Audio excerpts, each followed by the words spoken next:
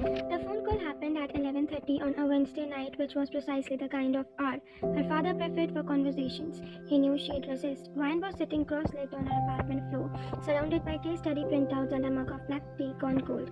When his name lit up her screen, she let it ring twice, composed herself, answered, "Papa." Ryan, Minister Lee Junho voice was the same as it had always been, warm at the surface, bedrock underneath. A voice built for podiums and boardrooms. "I've been looking at the apartment lease your coordinator submitted. Good, it's a solid building, 3 blocks from campus security. Your grandfather's estate has 12 bedrooms, he said pleasantly. The east wing is entirely yours. Driver staff, full kitchen, the security alone. Papa," she kept her voice even. "I'm 20 years old. I'm a transfer student trying to build something on my own terms. I cannot do that from a mansion with a gate and a household staff who report to you." A pause. When he spoke again, his voice had shifted into that particular register. The one that had convinced entire parliamentary committees, gentle, inexorable. "I worry, Ryan. Soul has changed a lot. Soul hasn't changed. I have. And that," he said softly, "is exactly what concerns me." She placed her fingers to her temple. Outside her window, the city hummed its indifferent nocturnal frequency, neon and traffic, and the particular loneliness of being argued at by someone who loved you. "1 month," she said. "Give me 1 month to prove this works. If you still think I'm unsafe or struggling, we negotiate. We renegotiate." "But Papa," her voice boomed, "I'm not moving into the mansion. That is not negotiable." Another pause. Longer. "You sound like your mother when you use that tone," he said finally, and she couldn't tell if it was a compliment. "1 month. I'll have a car on call. You don't have to use it, but it exists." She closed her eyes. That was a yes. Dressed as a compromise. She knew how to read him. "Fine, thank you." "Don't thank me. Sleep, Ryan. You should be tired by now." She didn't tell him about the 5 a.m. mornings and the derivative models. "Good night, Papa." She hung up and sat in the silence for a moment, feeling the particular exhaustion of winning something that had taken everything out of her. The apartment was small, deliberately defiantly small. 1 bedroom, 1 window, that faced the grey soul skyline. Bookshelves. She had assembled herself with a YouTube tutorial and questionable structure confidence. No staff, no gate, no ghost of a family name pressed into every surface like a watermark. It was hers. She looked back at her printouts. 1 month. The assignment board went up Thursday morning. Professor O's advanced corporate finance seminar was notorious for one thing above all else. All semester long paired research project, weighted at 40% of the final grade, assigned on the third week with partners chosen by a random draw that Professor O conducted with theatrical solemnity, using an actual ceramic bowl. Ryan stood with a notebook and observed this ritual with the composure of someone who had survived wars.